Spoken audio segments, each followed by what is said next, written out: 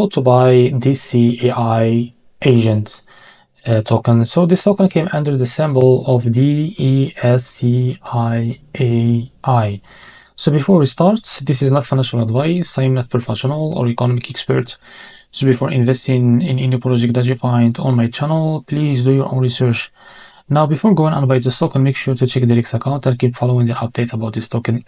Now, to be able to buy this token, go and open it on CoinMarketCap. Copy the token address from here. As you can see, this token came under the Solana network. Now, open your Bitget wallet for that and go to your wallet. Now, select here the Solana as a network. Now, click on this plus icon. Paste the token address here. As you can see, this is it. Now click on this plus icon. Now go back to your wallet to be able to find your token. As you can see, this is it. Now click on it. After that, click on swap, switch from here, select the token that you want to buy with, for example, USDT, and make sure you have enough USDT on your wallet. After that, type how much you want to buy, wait a few seconds. As you can see, this is how much you receive, and after that, just click on buy, and you will be able to buy this token. If you want to buy it in your Phantom, just click on Phantom and click on swap. Make sure you have enough Solana on your wallet, click here. Paste the token address here. As you can see, this is it. Now click on it.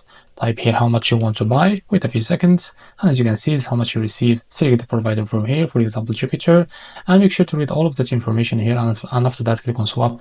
And you will be redirected to Jupiter provider page to be able to complete the buy process. If you face after that any issues, just go back to this page, switch the slip patch from here or custom it. After that, you will be able to buy this token without any issue.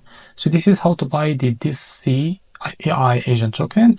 If you find this very helpful, please like and subscribe. See you in the next video.